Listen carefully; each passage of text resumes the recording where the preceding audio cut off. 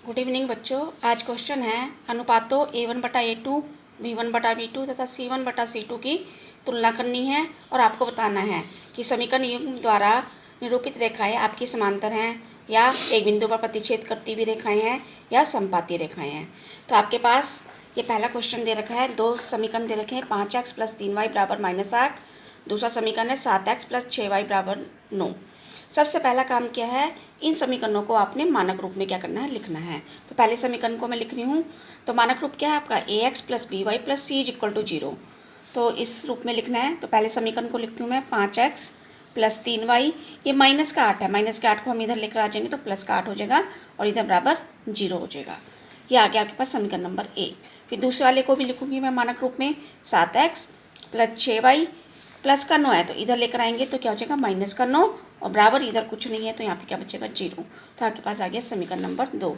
अब क्या करना है, समीकरण नंबर 1 से आपने A1, B1, C1 find out करना है और समीकरण 2 से A2, B2 और C2 फाइंड आउट करना है। तो समीकरण 1 की तुलना हम किससे करेंगे, A1x + B1y + C1 = 0 से करने पर। तो A1 आपके पास x का गुणांक, तो x को छिपा दिया, आपको +5 दिखाई दे रहा है तो A1 क्या आ गया आपके पास, 5 आ गया। B1 आपके पास y का गुणांक, y को छिपा दिया, आपको +3 दिखाई दे रहा है तो B1 क्या आ गया, 3 आ गया। और C1 आपके पास क्या दिखाई दे रहा है, आपके पास ये अचर पद है, ये आपके पास +8, तो C1 कितना आ गया, 8 आ गया। इसी तरह समीकरण 2 की तुलना करनी है आपने A2x + B2y + C2 = 0 से करने पर। तो A2 निकालना है तो दूसरी समीकरण से आपने x को छिपा दिया, x का गुणांक है तो x को छिपा दिया, आपको 7 दिखाई दे रहा है तो A2 आ जाएगा आपके पास 7। B2 y को छिपा दिया आपने, y का गुणांक, y को छिपा दिया तो प्लस का 6 दिखाई दे रहा है तो B2 कितना आ गया, 6 आ गया। और C2 आपके पास क्या दिखाई दे रहा है, आपके पास यहाँ पे -9, अचर पद है ये, और ये क्या है आपके पास -9 है तो C2 क्या आ जाएगा आपके पास, -9 आ जाएगा। अब आपने क्या करना, A1/A2 निकालना है। तो A1/A2, तो A1 क्या है आपके पास, 5 दिखाई दे रहा है, A1 5 है और A2 आपको क्या दिखाई दे रहा है, 7, तो 5/7 आ गया। तो कुछ नहीं कैंसिल हुआ, एज इट इज रहने देंगे।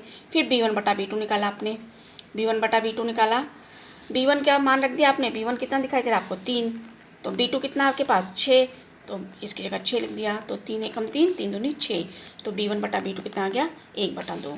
अब C1/C2 निकाला, C1 क्या है आपके पास, यहाँ पे देखिए 8 है तो C1 की जगह क्या रख दिया, 8। C2 क्या आपके पास, -9, तो ये C2 की जगह क्या रख दिया, -9, तो ये आ गया -8/9 आ गया। अब यहाँ पे देखिए A1/A2 है 5/7 है, B1/B2 क्या है 1/2 है और C1/C2 -8/9 है। पहले हमने इन दोनों को देखा, A1/A2 और B1/B2, दोनों के मान क्या है आपके, अलग अलग है। एक का 5/7 है और एक का 1/2 है, दोनों आपको अलग अलग दिखाई दे रहे हैं। तो A1/A2 और B1/B2 क्या है, अलग अलग है, तो क्या जगह यहाँ पे नॉट इक्वल टू, C1/C2 को देखने की जरूरत नहीं है। जब दोनों के बीच में पहले ही A1/A2 और B1/B2 के बीच में नॉट इक्वल टू का साइन आ जाए तो C1/C2 को नहीं लिखना है आपने, ठीक है। तो A1/A2 is not equal to B1/B2, तो इसका आंसर क्या आ जाएगा कि रेखिक समीकरण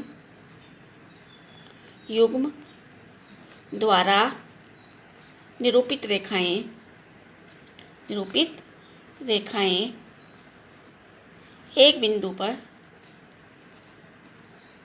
एक बिंदु पर प्रतिच्छेद करती हैं, एक बिंदु पर प्रतिच्छेद करती हैं।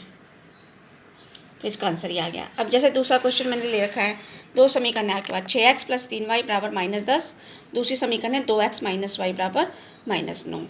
तो सबसे पहला काम क्या है, इनको मानक समीकरण के रूप में लिखना है। तो मानक समीकरण के रूप में लिखा हमने 6x + 3y और -10 को हम लेफ्ट साइड में लेकर आएंगे तो प्लस का 10, इधर कुछ नहीं है तो बराबर 0। यह आ गया आपके पास समीकरण नंबर 1। फिर दूसरी समीकरण को लिखा 2x - y, माइनस के 9 को इधर लेकर आएंगे तो प्लस का 9 बराबर 0। ये हो गया समीकरण नंबर 2। अब क्या कहते हैं, पहले वाले समीकरण से A1, B1, C1 और दूसरे वाले समीकरण से A2, B2 और C2 फाइंड आउट करेंगे। तो समीकरण 1 की तुलना हमने किससे करनी है, A1x + B1y + C1 = 0 से करने पर। तो A1 क्या होगा आपका, x का गुणांक, x को छिपा दिया तो प्लस का 6 दिखाई दे रहा है। B1 आपके पास y को छिपा दिया पहले वाले समीकरण से, तो ये आपके पास +3 दिखाई दे रहा है तो 3 आ गया। और C1 आपके पास क्या होगा, अचर पद, पहले वाले समीकरण में अचर पद, ये क्या है 10 है तो ये क्या आ गया, 10 आ गया। इसी तरह समीकरण 2 की तुलना A2x + B2y + C2 is equal to 0 से करने पर। तो दूसरे समीकरण में x को छिपा दे, x का गुणांक है a2, तो 2 दिखाई दे रहा है, तो a2 कितना आ गया आपके पास, 2 आ गया। b2 आपके पास y को छिपा दे, क्योंकि वो y का गुणांक होगा तो कुछ नहीं दिखाई दे रहा, तो इसका अर्थ है कि 1 इंटू वाई है, तो y क्या होगा, -1 आ जाएगा। तो यहाँ से y क्या हो जाएगा आपके पास, -1 आ गया। b2 क्या आ गया आपके पास, -1 आ गया। c2 आपके पास अचर पद क्या दिखाई दे रहा है आपको यहाँ पे, प्लस का 9 सेकंड वाले समीकरण में, तो ये आ गया प्लस का 9 आ गया। अब हम क्या करेंगे, a1 बटा a2 निकाला आपने, तो क्या आ गया 6 बटा 2, 2 एकम 2, 2 3 6, तो 3 बटा 1 यहाँ बराबर 3 आ गया। फिर b1 बटा b2 निकाला आपने, ये क्या आ गया 3 बटा, b1 की वैल्यू रखी 3 और b2 की वैल्यू क्या है -1, तो ये क्या आ जाएगा आपके पास, ये आ जाएगा आपके पास 3 बटा -1 -3 आ गया ये। फिर c1 बटा c2 निकाला आपने, तो c1 बटा c2 आ गया आपके पास बराबर c1 क्या है आपके पास 10 और c2 क्या है आपके पास 9, तो ये आ जाएगा आपके पास 10 बटा 9। तो यहाँ पे आ जाएगा आपके पास, ये भी आपके पास कंडीशन क्या आ गई, a1 बटा a2 का मान क्या है 3 है और b1 बटा b2 का मान क्या है -3 है, तो दोनों क्या हो गए, अलग अलग हो गए। तो यहाँ से आ जाएगा a1 बटा a2 is not equal to b1 बटा b2, ये भी सेम कंडीशन आ गई पहले वाली, तो इसका आंसर यही लिख देंगे आप, रैखिक समीकरण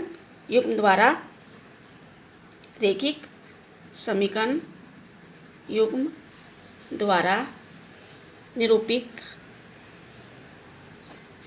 रेखाएं एक बिंदु पर प्रतिच्छेद करती हैं। इसका भी सेम आंसर आ गया। अब तीसरा वाला समीकरण लिया मैंने, ये 9x प्लस 3y बराबर -12। दूसरा समीकरण है 18x प्लस 6y प्लस 24 बराबर 0।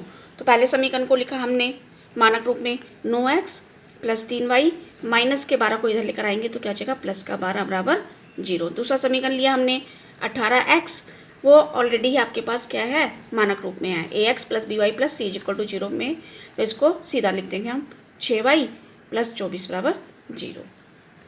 तो पहले वाले समीकरण से a1 b1 c1 और दूसरे वाले समीकरण से a2 b2 c2 find out करेंगे। इसी तरह से समीकरण a की तुलना a1x plus b1y plus c1 is equal to 0 से करने पर, तो आपके पास a1 x का गुणांक क्या दिखाई दे रहा है आपके पास 9, तो a1 कितना आ गया 9, b1 y को छिपा दिया पहले वाले समीकरण में, तो क्या दिखाया +3, b1 आ गया 3 और c1 आपके पास क्या है, अचर पद है कितना, +12 आ गया।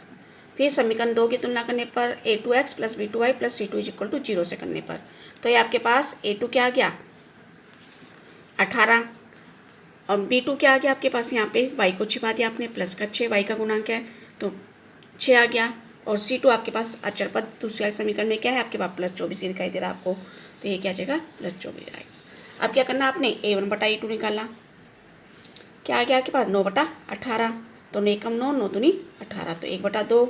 इसी तरह से b1 बटा b2 निकाला आपने, क्या आएगा आपके पास 3 बटा 6, b1 का मान 3 और b2 का मान 6, तो 3 बटा 6, 3 एकम 3, 3 दूनी 6, ये भी 1 बटा 2 आ गया। फिर c1 बटा c2 निकाला आपने, c1 बटा c2, तो c1 कितना आ गया आपके पास, c1 है आपके पास 12 और c2 है आपके पास 24, तो c1 की वैल्यू 12 रख दी और c2 की वैल्यू 24 रख दी, तो 12 कम 12, 12 दूना 24, तो 1 बटा 2।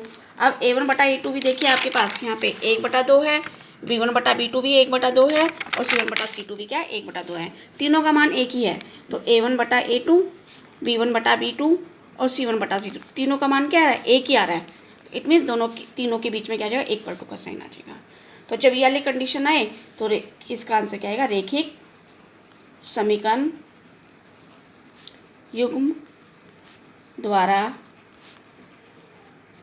निरूपित रेखाएं कैसी होंगी आपकी, संपाती होंगी। निरूपित रेखाएं संपाती, संपाती में दोनों समीकरणों के लिए एक ही रेखा आएगी, संपाती है।